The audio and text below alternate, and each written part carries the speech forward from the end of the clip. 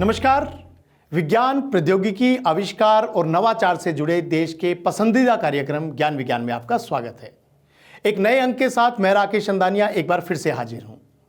आज के अंक में जानेंगे साफ पानी के साथ साथ स्वच्छ ऊर्जा उत्पन्न करने वाली एक प्रणाली और भारतीय वैज्ञानिकों द्वारा खोजे गए एक्सोप्लैनेट के बारे में। विज्ञान जगत की खबरों के साथ पलटेंगे इतिहास के पन्नों को भी, लेकिन सबसे पहले नजर डालते हैं इस अंक की सुर्खियों पर। पानी के प्रदूषण और स्वच्छ ऊर्जा उत्पन्न करने वाली एक नई प्रणाली विकसित। आईआईटी मंडी के वैज्ञानिकों ने बनाया एक नया उत्प्रेरक। भारतीय वैज्ञानिकों की अगुवाई में नए एक्सोप्लैनेट की खोज। आकार में है बृहस्पति ग्रह से लगभग 13 गुना बड़ा। देश और दुनिया की विज्ञान प्रौद्योगिकी से जुड़ी ताजा गतिविधियां साइंस एक्सप्रेस में, और हिस्ट्री ऑफ साइंस में पलटेंगे इतिहास के पन्ने। जानेंगे महत्वपूर्ण दिनों से जुड़ी वैज्ञानिक जानकारियों के बारे में। और अब खबरें विस्तार से। कपड़ा रंगने वाले छोटे उद्योगों से भारी मात्रा में दूषित पानी निकलता है। वही पानी को साफ करने वाली तकनीक के महंगा होने के कारण छोटे उद्योग इसे अपना नहीं पाते और दूषित पानी ऐसे ही वातावरण में छोड़ दिया जाता है। इसी कड़ी में आईआईटी मंडी के शोधकर्ताओं ने एक किफायती तकनीक विकसित की है जो छोटे उद्योगों के साथ साथ वातावरण के लिए भी काफी उपयोगी है। और ज्यादा जानकारी के लिए देखिए ज्ञान विज्ञान की यह रिपोर्ट।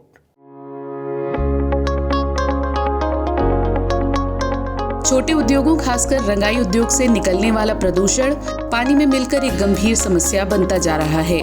इसी को ध्यान में रखते हुए आईआईटी मंडी के शोधकर्ताओं ने एक तकनीक विकसित की है जो छोटे उद्योगों के लिए काफी उपयोगी है। एसीएस अप्लाइड नैनो मटेरियल में हाल ही में प्रकाशित हुआ एक शोध छोटे उद्योगों के साथ साथ वातावरण के लिए भी काफी उपयोगी साबित हो सकता है। ये शोध किया है भारतीय प्रौद्योगिकी संस्थान मंडी के वैज्ञानिक रविंद्र कौशिक, समीक्षा गांधी और अदिति हल्दर ने।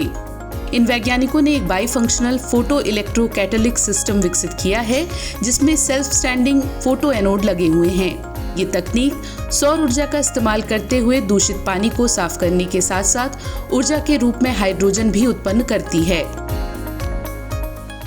ये पर्टिकुलर जो प्रोजेक्ट में हमने काम किया है ये सोच के काम किया है जो बड़े इंडस्ट्री नहीं है, जो छोटी इंडस्ट्री हैं जिनके पास कॉमन एफ्लुएंट ट्रीटमेंट प्लांट में जाने की अब मतलब अपॉर्चुनिटी नहीं है। तो ये अपने घर के साथ जहाँ पे अपने क्लोथ्स डाई करते हैं जो उसी के साथ ये अटैच करते हैं। इसकी कॉस्ट भी बहुत ही कम होगा और ये इसी के लिए हमने जो कैटलिस्ट डेवलप किया है वो एक कैटलिस्ट है जो सोलर लाइट से एक्टिव हो रहा है। So it is a photo catalyst and photo electrochemical catalyst. तो आपने जब इसको कनेक्ट किया, सेटअप के साथ लगाया, तो सनलाइट के प्रेजेंस में आपने सोलर पैनल के साथ जब लगाए हैं तो सनलाइट के प्रेजेंस में सोलर पैनल एक्टिव होकर आपको वो इलेक्ट्रिसिटी दे रहे हैं जो इलेक्ट्रिसिटी से ये फोटो कैटलिस्ट काम कर रहा है, ये फोटो इलेक्ट्रो कैटलिस्ट काम कर रहा है और जो प्रदूषण जो पदार्थ है उसको कम्प्लीटली डिग्रेड करे, कम्प्लीटली उसको तोड़ रहे, ब्रेक डाउन कर रहे हैं। फोटो एनोड को self standing titanium dioxide nano rod पर बिस्मथ ऑक्साइड का लेप लगाकर विकसित किया जाता है जो कैथोड पर आणविक हाइड्रोजन उत्पादन के साथ एनोड पर प्रदूषक अणुओं को कम कर सकता है। प्रदूषक हटाने और ऊर्जा उत्पादन के एक साथ प्रयोग के दौरान एनोड प्रदूषक अणुओं का 100% क्षरण करता है जबकि कैथोड उच्च हाइड्रोजन का उत्पादन करता है। ये विशेष प्रोटोटाइप छोटे पैमाने के कपड़ा या कपास उद्योगों के लिए डिजाइन किया गया है जिसके पास कॉमन एफ्लुएंट ट्रीटमेंट प्लांट की सुविधा उपलब्ध नहीं है। शोधकर्ताओं द्वारा विकसित इस तकनीक में सोलर पावर का इस्तेमाल किया जाता है जो काफी किफायती है और साथ ही उत्पन्न होने वाले हरित हाइड्रोजन को स्टोर कर इसका अन्य अनुप्रयोगों जैसे कि फ्यूल सेल में उपयोग किया जा सकता है। हमारे सौरमंडल के सबसे बड़े ग्रह बृहस्पति का द्रव्यमान इतना ज्यादा है कि इसमें पृथ्वी जैसे सैकड़ों ग्रह समा सकते हैं। हाल ही में बृहस्पति से भी बड़े एक एक्सोप्लैनेट की खोज की गई है जिसका द्रव्यमान बृहस्पति ग्रह से भी 13 गुना ज्यादा है। खास बात यह है कि इस एक्सोप्लैनेट की खोज भारतीय वैज्ञानिकों की अगुवाई में की गई है। और ज्यादा जानकारी दे रही है ज्ञान विज्ञान की एक खास रिपोर्ट। अहमदाबाद स्थित फिजिकल रिसर्च लेबोरेटरी PRL के प्रोफेसर अभिजीत चक्रवर्ती की अगुवाई में एक अंतर्राष्ट्रीय टीम ने बृहस्पति ग्रह से भी बड़े एक्सोप्लैनेट की खोज की है। इस एक्सोप्लैनेट के द्रव्यमान को सटीक रूप से मापने के लिए माउंट आबू स्थित गुरु शिखर वेधशाला में स्वदेशी PRL advance radial velocity Abu sky search spectrograph PARAS का उपयोग किया गया है। इस एक्सोप्लैनेट का द्रव्यमान 14 ग्राम प्रति सेंटीमीटर क्यूब बताया जा रहा है। एक्सोप्लैनेट सौरमंडल से बाहर पाए जाने वाले ग्रह होते हैं। खोजा गया ये एक्सोप्लैनेट TOI 4603 या HD 245134 नामक एक तारे के पास पाया गया है। ये पृथ्वी से 731 प्रकाश वर्ष दूर स्थित है और हर 7.24 दिनों में अपने तारे की परिक्रमा करता है।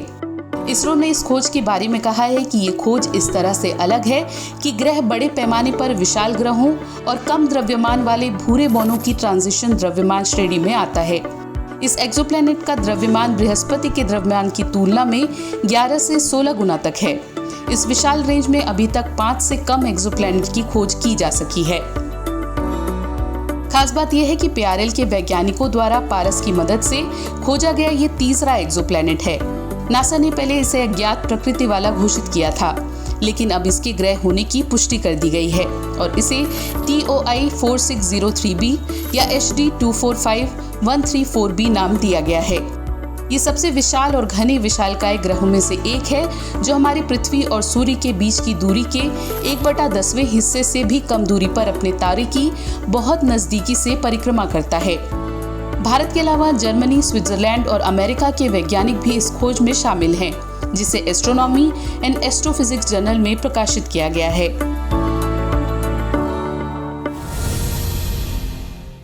और अब साइंस एक्सप्रेस में नजर डालते हैं विज्ञान जगत की कुछ और ताजा गतिविधियों पर।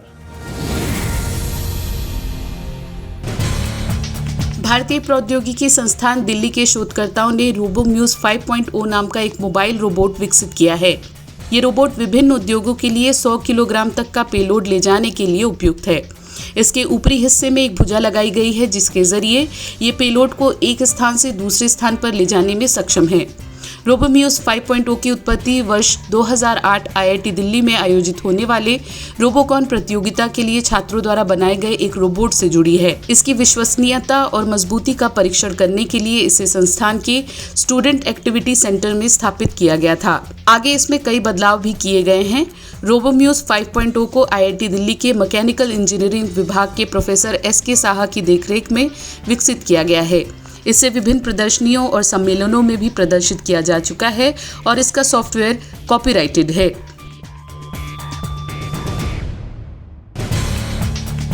Chandrayaan 3 spacecraft Satish Dhawan space centre Sriharikota पहुंच गया है, जहां इसे अगले महीने यानी जुलाई में प्रक्षेपित किए जाने की योजना है।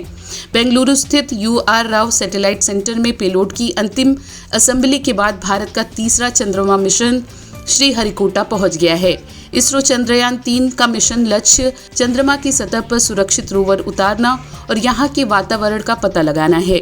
ये मिशन चंद्रयान 2 को आगे ले जाता है, जिसे 22 जुलाई 2019 को देश के सबसे ताकतवर जियोसिंक्रोनस लॉन्च व्हीकल से लॉन्च किया गया था। इसका उद्देश्य चंद्रमा के दक्षिणी ध्रुव पर रोवर उतारना था। इतिहास के पन्नों में दर्ज वैज्ञानिक उपलब्धियों को जानने के लिए आइए देखते हैं ज्ञान विज्ञान का special segment history of science.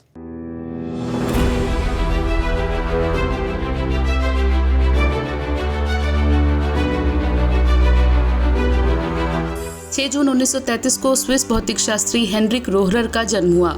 उन्होंने 1981 में स्कैनिंग टनलिंग माइक्रोस्कोप का सह आविष्कार किया। इस माइक्रोस्कोप के द्वारा पदार्थ की सतह पर अकेले परमाणु की पहली छवि देखी गई। इस खोज के लिए उन्हें 1986 में गर्ट बिनिंग के साथ नोबेल पुरस्कार से सम्मानित किया गया था। 8 जून 1869 को इवेस मैकगैफी ने कारपेट स्वीपिंग मशीन का पेटेंट कराया। ये कालीन साफ करने वाले उपकरणों के लिए पहला पेटेंट था। मैकगैफी ने 1968 में कारपेट स्वीपिंग मशीन के प्रारंभिक मॉडल व्हर्लविंड का आविष्कार किया था। बाद में इसके मॉडल में काफी बदलाव किए गए। 9 जून 1822 को जर्मन खगोल शास्त्री जोहान जी गाले का जन्म हुआ था, जिन्होंने 23 सितंबर 1846 को पहली बार नेपच्यून ग्रह की खोज की थी।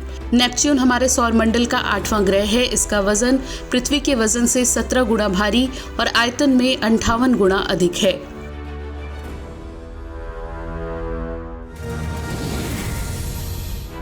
ग्यारह जून 1895 को चार्ल्स डूरियर ने गैसोलीन से चलने वाले ऑटोमोबाइल का पेटेंट कराया। ऑटोमोबाइल को चार्ल्स और उनके भाई फ्रैंक ने मिलकर विकसित किया था। चार्ल्स ने 1882 में अपने कॉलेज थीसिस में ऑटोमोबाइल के आगमन की घोषणा की थी। वहीं उनके भाई फ्रैंक एक प्रतिभाशाली मैकेनिक थे। कुछ समय तक साइकिल का व्यवसाय करने के बाद उन्होंने गैसोलीन से चलने वाले वाहन के निर्माण में सहयोग किया।